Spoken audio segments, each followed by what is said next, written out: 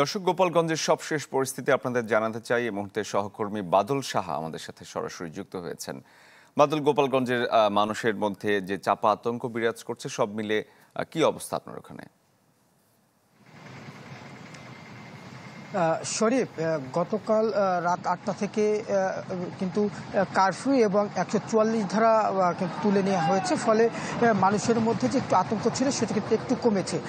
তবে যে গ্রেপ্তার হচ্ছে, এই গ্রেপ্তারের কিন্তু আতঙ্ক রয়েছে বিশেষ করে গ্রামের দিকে, কারণ শহরে তো অভিযান চলছে, সেই সাথে গোপালগঞ্জ শহরের আশপাশে যেসব গ্রামগুলো রয়েছে সেসব গ্রামে কিন্তু অভিযান চলছে এবং সেখান থেকে কিন্তু গ্রেপ্তার করছে আইনশৃঙ্খলা রক্ষাকারী বাহিনী। ইতিমধ্যে ৩১০ জনকে গ্রেপ্তার করেছে আইনশৃঙ্খলা রক্ষাকারী বাহিনী এবং তাদেরকে কিন্তু জেলা কারাগারে পাঠানো হয়েছে। এবং জেলা কারাগারে কিন্তু ধারণ ক্ষমতা না থাকার কারণে সেখান থেকে যারা বন্দী রয়েছেন তাদেরকে কিন্তু পিরোজপুর, মাদারীপুর এবং বাগেরহাট কারাগারে প্রেরণ করা হয়েছে। আরেকটি বিষয় হচ্ছে যে এই যে সহিংসতার ঘটনায় এখন পর্যন্ত কিন্তু ৮টি মামলা দায়ের করা হয়েছে। গতকাল কিন্তু আরও নতুন করে 4টি হত্যা মামলা দায়ের করা হয়েছে। যারা সংঘর্ষের সময় গুলিতে যারা নিহত হয়েছিল তাদের পরিবার আসলে মামলা না করলেও পুলিশ বাদী হয়ে 4টি মামলা করে। এই 4টি মামলায় কিন্তু প্রায় ৫,৪০০ জনকে আসামি করা হয়েছে। আর এর আগে আরও 4টি মামলা করা হয়েছিল। সেই 4টি মামলায় আপনাকে আসামি করা হয়েছিল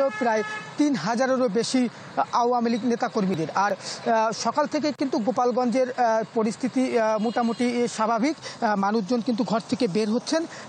নিত্য প্রয়োজনীয় পণ্যের যে দোকানগুলো রয়েছে সেই দোকানগুলো খোলা হয়েছে। মানুষ সেখানে গিয়ে কিন্তু তাদের কেনাকাটা করছেন। তবে নতুন করে যদি কোনো মামলা হয়ে থাকে সেটি আমরা জানিয়ে দেব।